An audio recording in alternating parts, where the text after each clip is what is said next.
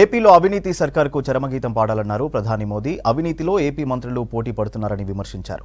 పల్నాడు జిల్లా చిలకలూరిపేటలోని బొప్పూడిలో BJP, TDP, Janasena ఉమ్మడిగా నిర్వహించిన ప్రజాగలం సభకు ప్రధాని మోదీ హాజరయ్యారు. వికసిత్ భారత్ మాత్రమే కాదు, వికసిత ఆంధ్రప్రదేశ్ తమ లక్ష్యమన్నారు మోడీ. జెండాలు వేరైనా మా ఎజెండా ఒకటే అన్నారు చంద్రబాబు. రాష్ట్రంలో రాబోయేది ఎన్డీఏ సర్కారే అన్నారు జనసేనాని పవన్.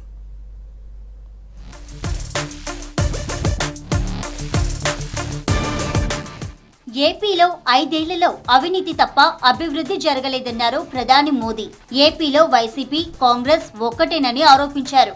డబుల్ ఇంజిన్ వస్తేనే రాష్ట్రంలో అభివృద్ధి జరుగుతుందన్నారు. పల్నాడు జిల్లా చిలకలూరిపేటలోని బొప్పూడిలో బీజేపీ, టీడీపీ, జనసేన ఉమ్మడిగా నిర్వహించిన ప్రజాగలం సభకు ప్రధాని మోదీ హాజరయ్యారు. అవినీతి పార్టీ వల్లే ఏపీ అభివృద్ధి చెందలేదని ఆరోపించారు.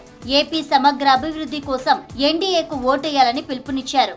ये गलती कभी मत करना कि आंध्र में जगन की पार्टी और कांग्रेस पार्टी अलग है।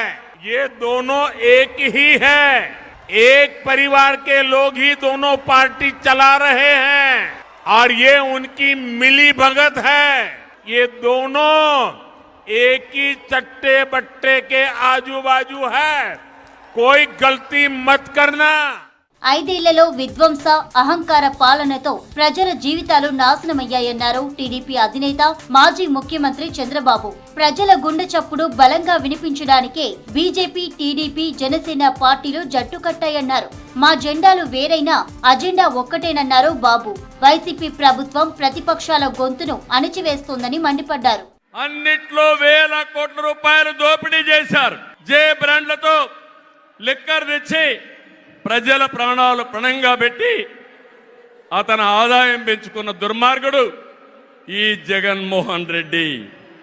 ఓటేసిన ప్రజల్ని పన్నుల బాధతో కాటేశాడు, పెట్టుబడులు తరిమేశాడు.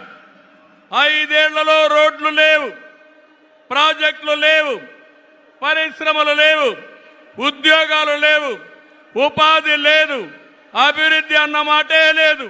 రాష్ట్రంలో రాబోయేది ఎన్డీఏ సర్కారేనని అన్నారు జనసేనాని పవన్. అభివృద్ధి లేక అప్పులతో నలిగిపోతున్న ఏపీ ప్రజానికానికి మోదీ రాక బలాన్నిచ్చిందన్నారు. రాష్ట్రాన్ని పాలించాలని ముఖ్యమంత్రి అయిన జగన్ ఒక సారా వ్యాపారిగా మారిపోయారని విమర్శించారు. రాష్ట్రానికి రావాల్సిన పరిశ్రమలు పక్క రాష్ట్రాలకు తరలి వెళ్లాయన్నారు. 2019లో పారిశ్రామిక ప్రగతి 10.24% ఉంటే ఇప్పుడు -3%కి పడిపోయిందన్నారు పవన్ కళ్యాణ్. రావణాసురుడు కూడా ఒకటే అనుకున్నాడు, నా చుట్టూ బంగారంతో కట్టిన లంక ఉంది, వజ్రాలతో వైడూర్యాలతో ఉన్న పుష్పక విమానం ఉంది, ధీరులు, సూరులు, మంది మార్బలం ఉన్నారు అనుకున్నాడు. నన్నేం చేయగలడు అనుకున్నాడు. నార చీర కట్టుకొని నేల మీద నిలబడి శ్రీరాముడు బాణంతో చంపేశాడు. రాష్ట్రాన్ని రావణ కాష్టం చేసిన అయోధ్యకే రాముణ్ణి తీసుకొచ్చిన శ్రీ మోదీ గారు ఇక్కడ ఉంటే, రాష్ట్రాన్ని రావణ కాష్టం చేసిన చిటికిని వేలంత రావణాసురుణ్ణి తీసేయడం అంత కష్టమా? ఈ యుద్ధం ఫలితం ధర్మందే విజయం, పొత్తుదే గెలుపు, కూటమిదే పీఠం.